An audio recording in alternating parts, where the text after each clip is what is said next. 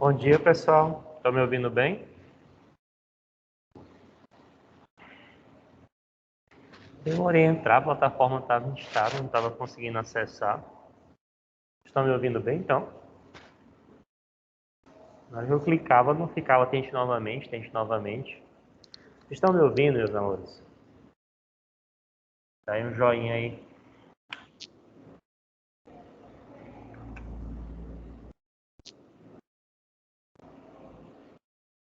Perfeito, então vamos lá.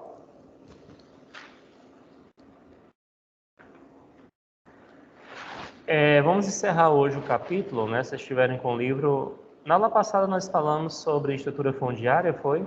Analisamos o gráfico e eu falei para vocês da reforma agrária. Eu até falei sobre a questão da demanda, mostrei a questão da pastoral, não foi isso? Deixa eu mostrar aqui para vocês o livro. Só um segundinho.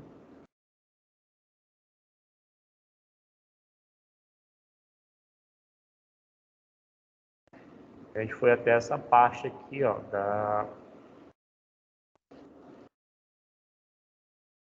da estrutura fundiária brasileira, falando das relações de trabalho. Eu mostrei para vocês esse gráfico aqui, foi isso? E aí eu falei da questão da reforma agrária, né? A reforma agrária, gente, ela envolve três coisas que eu acho fundamental, né? A primeira coisa que você tem que saber é que a reforma agrária ela engloba a desapropriação de terras improdutivas, né? Você vai primeiro pegar as terras que estão lá disponíveis e não estão sendo produzidas ou não tem nenhuma funcionalidade na agropecuária, você vai destinar essas terras às famílias carentes. E depois do destino você vai ter que ter uma funcionalidade. Ou seja, não adianta, gente, você simplesmente pegar e dividir a terra em 10 lotes, 100 lotes, 200 lotes, a quantidade de lotes que sejam. E quando você for fazer essa divisão, você colocar as pessoas lá e jogar lá. Porque elas vão plantar, elas vão produzir, mas não vai ter uma funcionalidade. Acredita-se que uma reforma agrária consistente envolve você colocar as famílias lá e dar a destinação correta.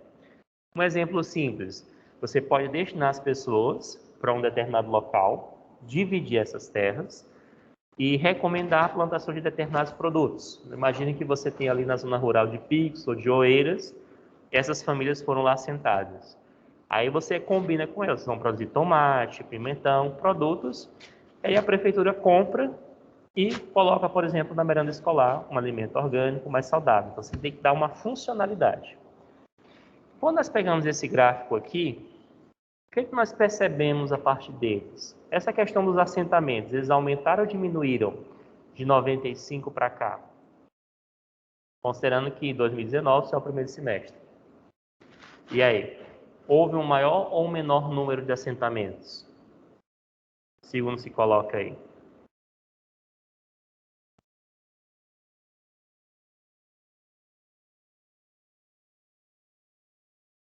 Houve o menor número. A grande pergunta que eu faço, Tainara, que eu já até falei na aula passada, que resume muito bem a aula passada, é a seguinte: esse menor número tem a ver com políticas públicas de implantação ou com uma menor demanda por esse serviço? Entende o que eu falo? Lembra que eu falei que a sociedade brasileira mudou muito nos últimos anos? Que nós temos uma sociedade mais urbana, que nós temos uma sociedade hoje que não tem uma vinculação muito forte com o campo, que muitas das pessoas saíram do campo para estudar e terminaram indo para outros setores, como o setor de serviço. Nós tivemos uma discussão na aula passada sobre isso, acho que vocês devem recordar o que eu falei. E o que eu estou fazendo aqui não é uma afirmação, é um questionamento para uma reflexão. O que a gente precisa, gente, para não andar às cegas, é que o censo agropecuário, se eu não estiver enganado, o último realizado foi em 2007.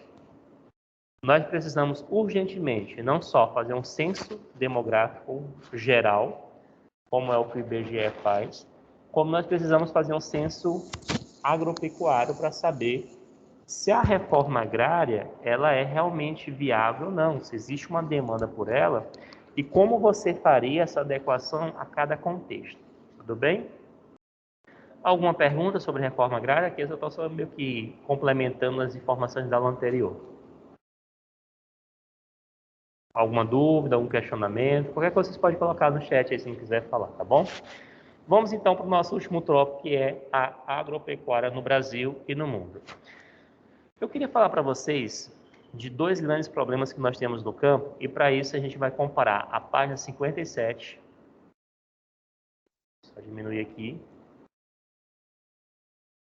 a página de número 64, que é os transgênicos. Então, vou falar um pouquinho logo do contexto brasileiro aqui, em termos de produtividade. Vocês conhecem a expressão agronegócio? O que significa agronegócio, né? Que vem do inglês do agrobusiness. O que significa o agronegócio? O que está envolvido no agronegócio? Porque para a gente falar hoje de agricultura moderna, para falar de como a agricultura hoje ela está estruturada em países desenvolvidos e em países subdesenvolvidos, como é o caso do Brasil, nós temos que falar, claro, dessa estrutura que hoje é chamada de agronegócio. Alguém saberia me dizer o que está envolvido? O que é o agronegócio, meus amores?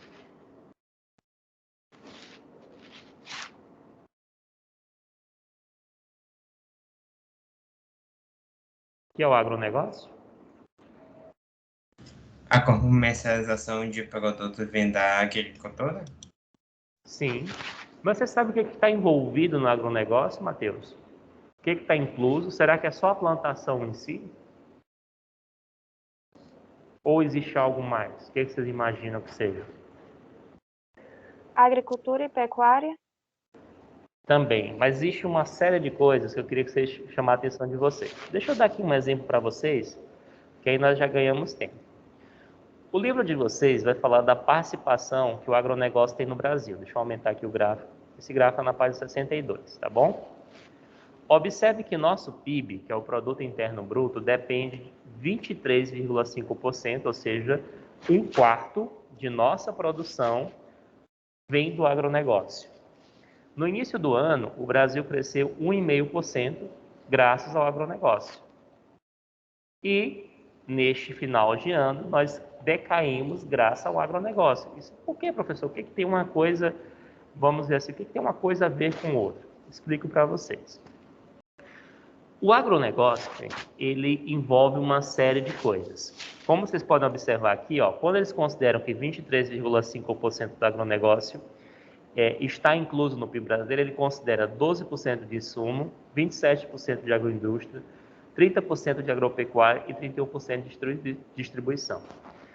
Professor, o que é um insumo? Para você ter um agronegócio, você precisa de insumo, que é a semente transgênica, que você vai ter que comprar, ela já tem que ter sido desenvolvida. Você precisa de uma adubação química, de um agrotóxico, de um maquinário para arar o solo, para colher. Então, isso é o chamado insumo, é aquilo que você vai utilizar para produzir. Então, já começa aí. Depois, você vai para a produção de fato. Aí, você produz aquilo. Depois que você produz isso, aí você vai encaminhar isso, por exemplo, à indústria, que vai fazer o processamento e vai agregar valor. Por que o agronegócio no Brasil prefere a soja? Porque a soja, ela tem ela é matéria-prima de vários produtos, que vai desde a margarina que a gente consome até o óleo de soja. Então você tem essa inclusão, essa diversidade maior, essa infiltração muito mais interessante. Então, significa dizer, portanto, que o agronegócio ele inclui todas as atividades, que vai desde o insumo, que é necessário para que você desenvolva uma semente transgênica, um agrotóxico para evitar uma praga, uma máquina para colher mais rápido, uma máquina para fazer a aração mais rápido, a produção em si e a distribuição, como você vende, que depende de uma coisa chamada de commodities. Você conhece a expressão? Commodities? Alguém sabe o que significa commodities no contexto que nós estamos analisando aqui? O que é uma commodity, gente?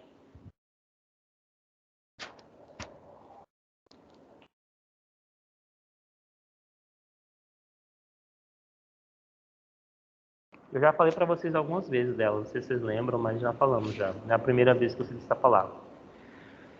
A commodity tem a ver, gente, com empresas do setor primário quando negociam em bolsa de valores. Como é que funciona mais ou menos isso? Vamos lá. Hoje, existe uma commodity do petróleo, uma commodity do milho, uma commodity do trigo. O cara que é produtor de soja no sul do Piauí, quando ele vai vender o produto a soja, que é o seu produto básico, da mercadoria e tudo mais, ele necessita saber o preço desse produto no mercado internacional. Então, o que normalmente o cara vai fazer? Ele vai pegar, vai, né, analisar o preço da soja naquele dia e ele pode só optar em esperar um tempo maior para ver se dá uma valorização maior ou não. O Brasil, como eu citei no início da minha explicação, cresceu 1,5% mais ou menos por cento no primeiro trimestre. E isso aconteceu porque nós tivemos uma boa safra e porque os agricultores estavam preferindo exportar na produção. E o que é bom quando você tem uma commodity que é calculada no dólar? O real desvalorizou e quando você exporta, você passa a ter um lucro maior pela alta do dólar. Então o dólar trabalha a favor do grande produtor brasileiro. E com a valorização, o lucro tende a ser maior. Mas com a crise hídrica que o Brasil teve no segundo semestre, nós não conseguimos produzir bastante. Mas o que vocês acham? Essa dependência que nós temos do agronegócio, ela é positiva ou é negativa? Na constituição do PIB, o que vocês pensam sobre isso? Vocês acham que ela é positiva ou ela é negativa?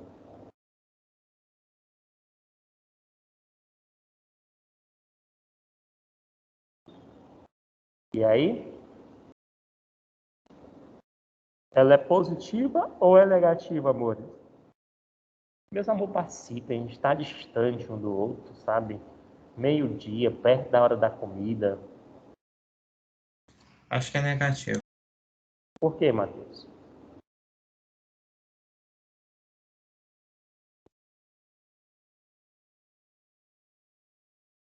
Porque o equipamento necessário para o agronegócio vai acabar sendo mais caro do que o resultado da venda? A agricultura, ela é uma produção que tem um alto valor agregado, Matheus?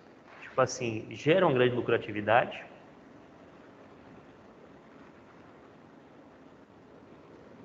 Hein, gente?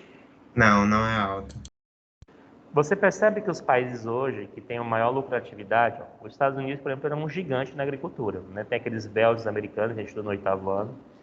Então, os caras têm uma produtividade lá em cima. Os caras são muito bons. E o que acontece é que a força motriz, o que os Estados Unidos lucra no seu PIB, não depende tanto da agricultura, embora eles produzam muito, mas sim da indústria tecnológica. Então, os países hoje que são mais ricos, né, os que têm uma maior lucratividade, um maior crescimento de PIB, são aqueles que investem em tecnologia. A agricultura depende muito das oscilações naturais, né? Pode ter uma safra boa, uma safra ruim. Elas não são constituídas de produtos de alto valor agregado, como acontece com a tecnologia. Então, o cara cria, por exemplo, um iPhone, ele cria um aplicativo, ele cria um software, alguma coisa do tipo, aquilo vai gerar lucros e lucros durante vários anos.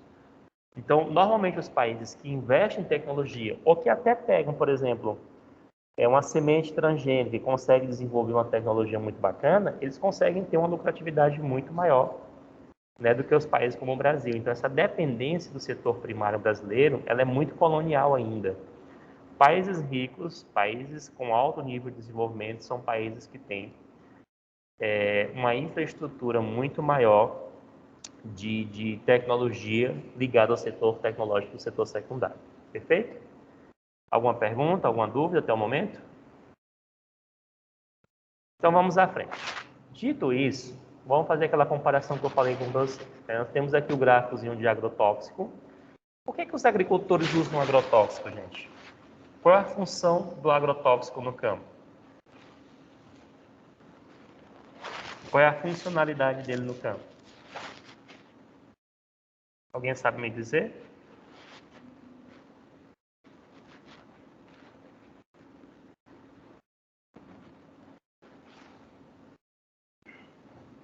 Deixa eu ver se no chat vocês estão escrevendo aqui. Eles são usados para matar insetos, fungos. Uhum, exatamente. Então, as pragas, não é isso que consomem a vegetação. Você já ouviu falar de alimentos transgênicos? É verdade, viu, Davi, também, agora que eu vi que você escreveu. O que é um alimento transgênico? Para a gente fazer uma relação entre transgenia, né, alimentos transgênicos e, obviamente, a questão do agrotóxico. O que é um alimento transgênico? Um alimento livre de agrotóxicos. Transgênico é isso. Ele pode ser usado para isso, Matheus, mas o que configura ele ser transgênico? É geneticamente modificado, né? Exatamente. Agora, quando você altera geneticamente um alimento, você pode ter essa função de tornar ele resistente a uma praga. E hoje pela manhã eu estava lembrando aqui um exemplo, né, nas outras turmas. Vocês já ouviram falar que na região da Bahia, existe uma região ali no sudeste da Bahia chamada Ilhéus, que o clima é bastante úmido, e lá ficou muito conhecido na década de 60 e 70, porque eles tinham uma alta produtividade de cacau, né, de onde você extrai e faz o chocolate. Só que na década de 70, houve uma praga lá chamada vassoura de bruxa, vocês devem ter lido isso já em algum lugar, que consumiu toda aquela plantação. Então eles fizeram uma alteração genética para desenvolver uma semente modificada e cultivar o cacau longe dessas pragas, livre dessas pragas. É um exemplo de como você pode fazer, né, uma transgenia a ponto de você alterar geneticamente. Qual seria então a função? Evitar que a praga consome. Só que quando a gente faz uma comparação, Matheus, ó, vou mostrar aqui para vocês. A gente pega esse gráfico aqui, ó, que nós vamos comparar, que é do Ministério da Agricultura 2019. Quantos agrotóxicos foram registrados em 2005? Qual o total aqui de registros? 90. 90. E nós saímos em 2019 para 474. Ou seja, se em 2005 foram registrados 90, em 2006 mais 110, já dá 200 tipos diferentes de agrotóxico. E vai somando a quantidade que nós temos hoje. Do outro lado, quando eu pego aqui o uso de sementes transgênicas no cultivo brasileiro, vamos pegar aqui o gráfico, ó. Observe, em 98, nós tínhamos 6,1 de cultura de soja associada à transgenia. Observem que, em 2017, 92,3% das culturas eram o quê? Transgênicas. Vocês estão conseguindo entender o ponto onde eu quero chegar ao comparar esses dois gráficos? Alguém conseguiu fazer a conexão, a relação entre esses dois gráficos?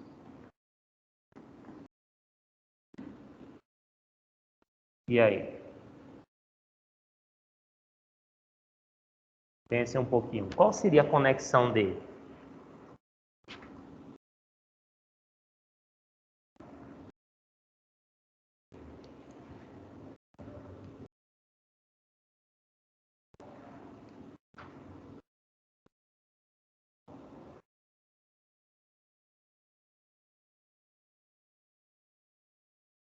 Qual seria, meus amores? Tenho certeza que vocês chegaram à conclusão, não é possível, analisando dois gráficos. Pensa comigo. Se Eu nós... entendi, só que eu não tenho como explicar, mas de certa forma ficou mais industrializado. Mas pensa comigo, Tainara. Se nós estivéssemos usando transgênico com o objetivo de conter pragas, tem justificativa o registro de agrotóxico ter subido?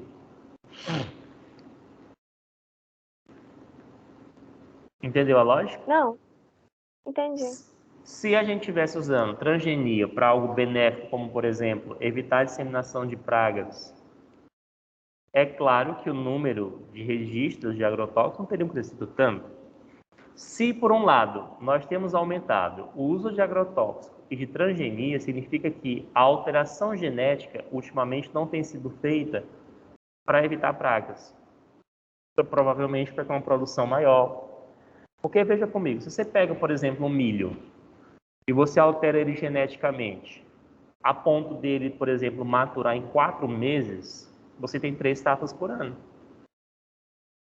E qual seria o grande problema de uso do transgênico, se ele pode gerar tudo isso? Tem algum problema em se usar? E qual seria esse problema?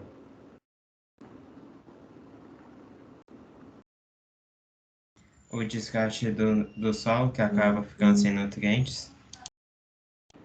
O transgênico ele não existe, né, Matheus? Tipo, por que eu falo que ele não existe? Porque nós temos um equilíbrio biológico, certo? Que vai do bioma ao ecossistema. Todo elemento que você tem nesse sistema, ele está numa relação, numa cadeia produtiva e numa cadeia biológica de equilíbrio. Se eu vou inserir um produto que não pertence àquele contexto, qual o problema que isso pode gerar? Um desequilíbrio biológico, que nós não saberemos qual, a não ser que você desenvolva isso. Ou seja, existem várias pesquisas hoje que associam, por exemplo, Matheus, os malefícios que o consumo de agrotóxicos gera no corpo humano. Quais seriam um desses malefícios que as pesquisas mostram? Alguém já leu algo sobre isso?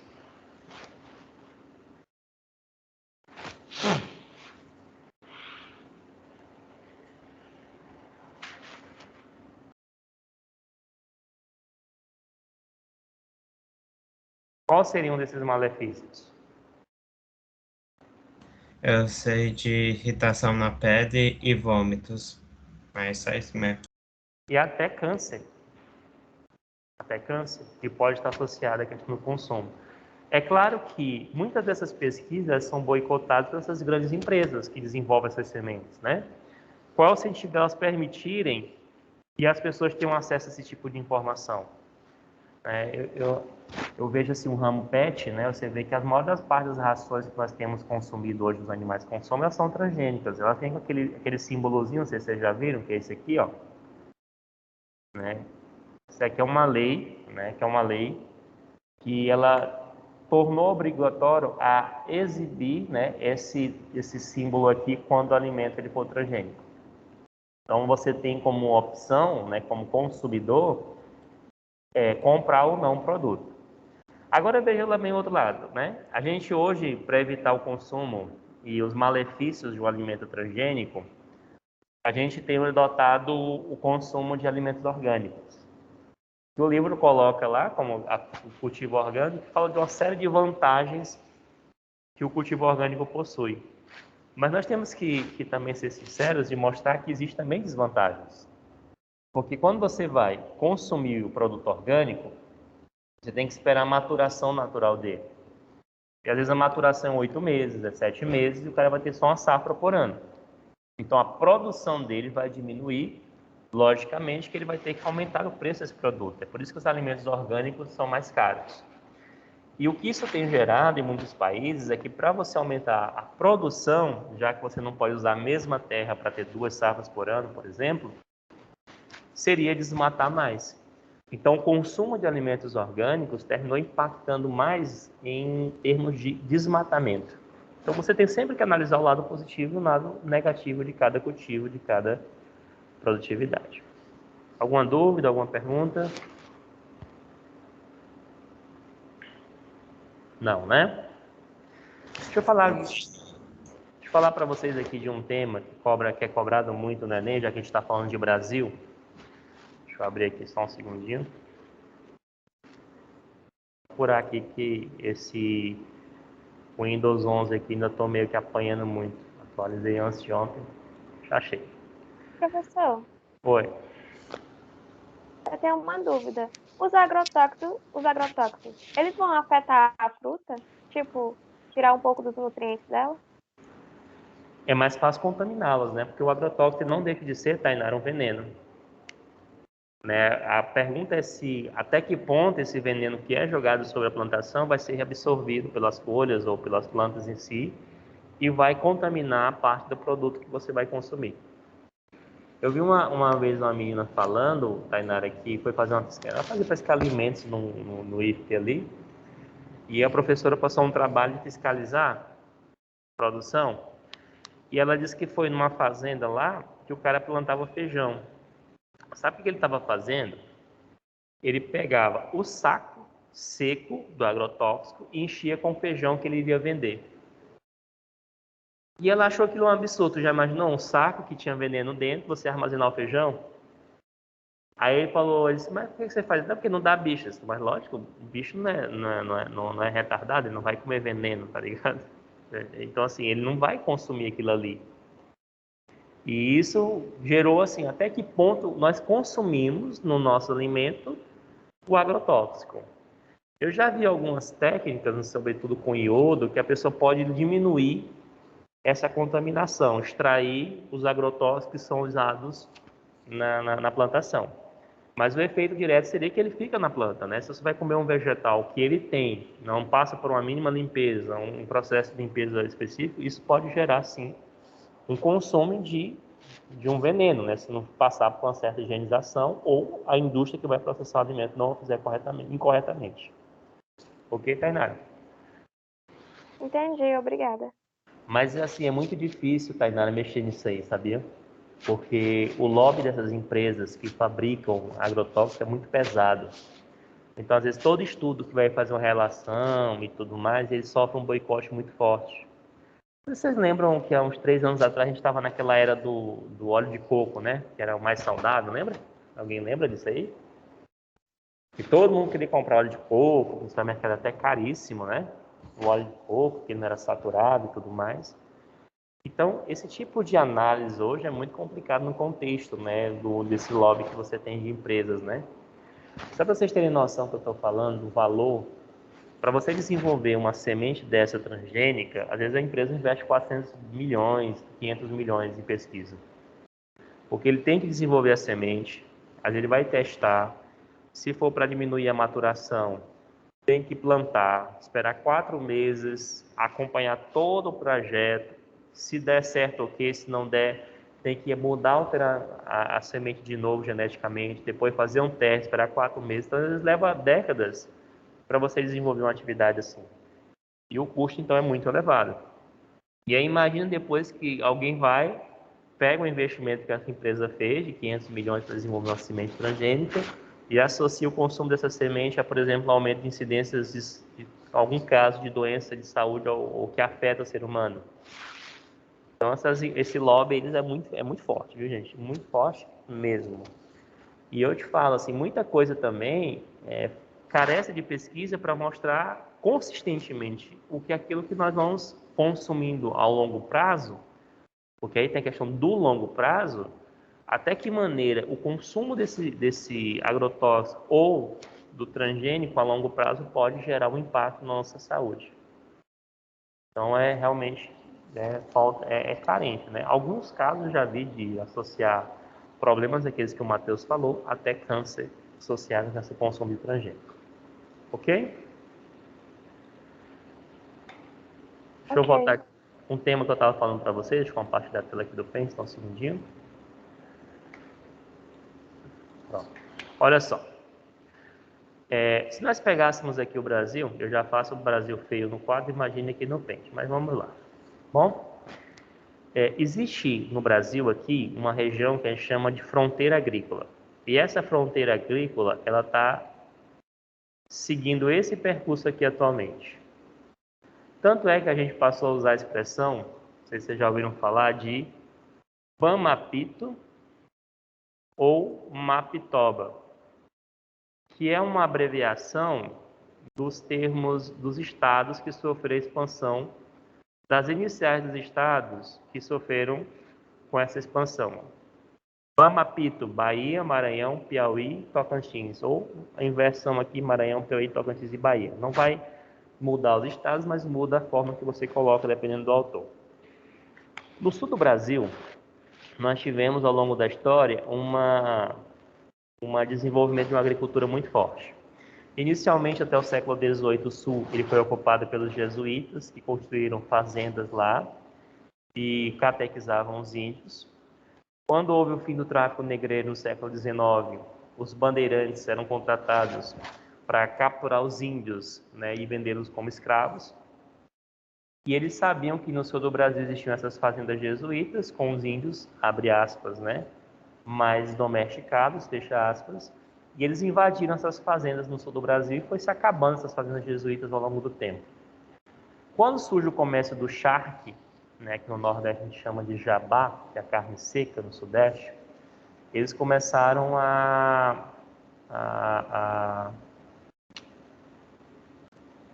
voltar para o sul e montar essas fazendas para criar gado.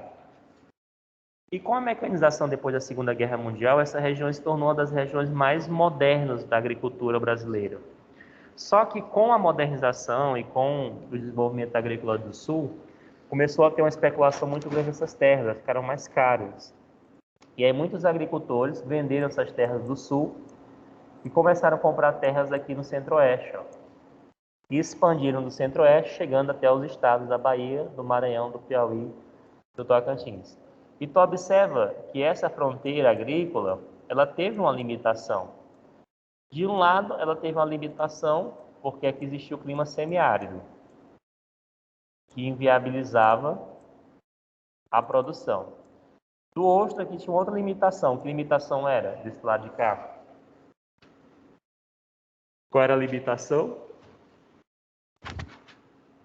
Qual a região natural encontra aqui, que tem solos pobres, lixiviados, uma legislação ambiental muito forte? Qual seria?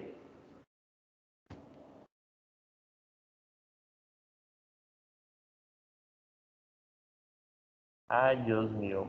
Floresta amazônica, solos pobres. Então, eles ficaram concentrados nessa região aqui. Isso aqui nós chamamos, gente, de... É um tema que cai muito no Enem, ó. Expansão das fronteiras agrícolas. Elas foram expandindo e foram se limitando. E isso influenciou demais na política, nos conflitos, né? Esses estados, por exemplo, com a influência dos sulistas, exatamente, Davi, com a influência dos sulistas, nós passamos a ter, projetos de segregação de estado. Então, queriam dividir o Maranhão, criar o estado sul-maranhense, queriam dividir o Piauí, criar o estado de Gurgueia, queriam dividir a Bahia para criar o estado de São Franciscano. Existiam diversos projetos de segregação onde esses sulistas não dominavam só o cenário econômico, eles queriam também dominar o cenário político.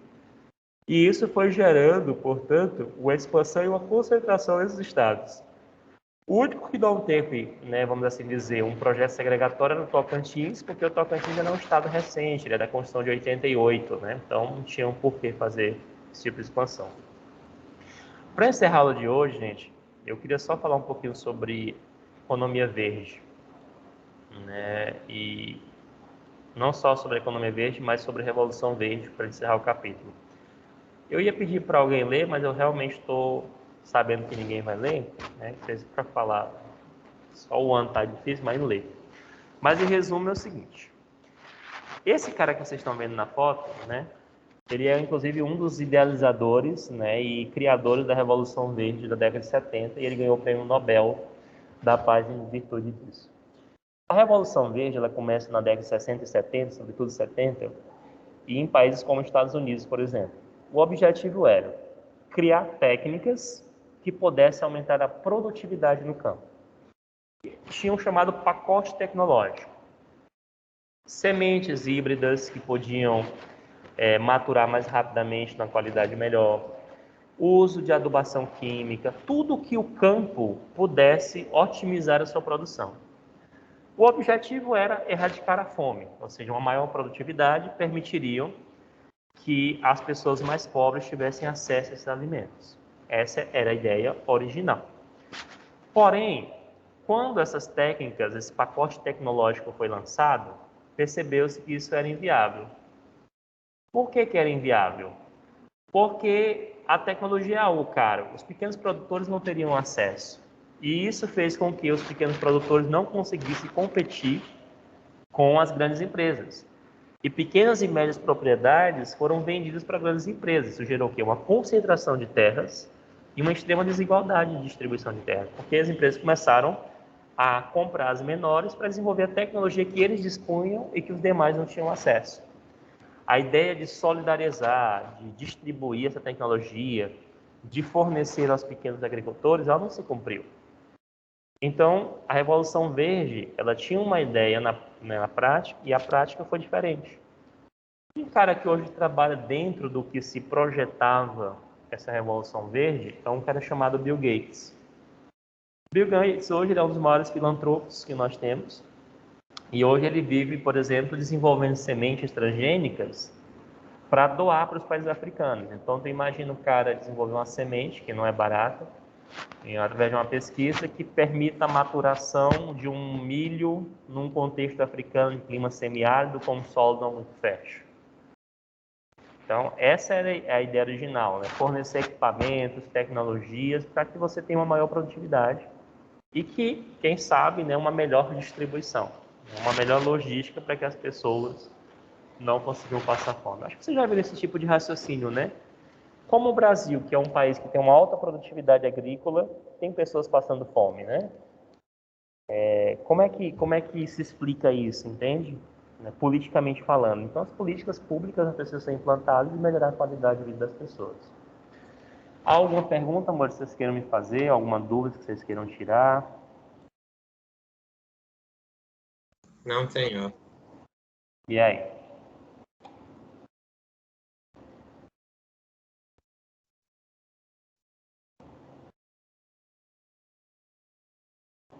Sem nenhuma dúvida.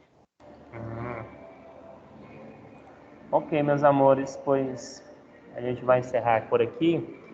Aí, quarta-feira, eu falei de uma aula que eu vou dar quarta-feira. Deixa eu explicar para vocês como é que vai funcionar. Amanhã, eu vou começar o capítulo 13, que é o nosso último capítulo, que é a indústria. Aí eu falei assim, Expedito, como um simulado foi antecipado, né, para sexta-feira, na segunda da outra semana é feriado, que é o intervalo para o simulado de 16, eu vou pegar uma tarde e vou fazer questões do volume 4, mas eu vou me concentrar basicamente em agricultura e indústria, que são os dois últimos capítulos. E vou usar para isso o próprio livro do Bernoulli, exercícios propostos, exercícios do Enem. Então, quarta-feira, às 17 horas, eu vou abrir uma live e vou até 18h40. Então, serão 2 aulas de resolução de questões que ficarão gravadas. Caso você não tenha condições de assistir a aula, você pode encaminhar as questões para que eu possa fazer durante a aula e aí depois você assiste, né, a resposta, aquela que você teve dúvida, e eu espero durante a gravação sanar a sua dúvida, caso você tenha, sobre aquele conteúdo. Tudo bem? Ok, meus amores? Quarta-feira, às 17 horas. Aí amanhã eu já vou começar o último capítulo. Peço que vocês já comecem a estudar, fazer a leitura corretinha dele, para que a gente possa iniciar bem. Perfeito? E já vamos fazendo as questões, gente. Né? Fazendo todas as questões o máximo possível. Podemos ir almoçar? Sim, senhor. Pois um abraço a Tchau, até todos. amanhã. Até amanhã, queridos.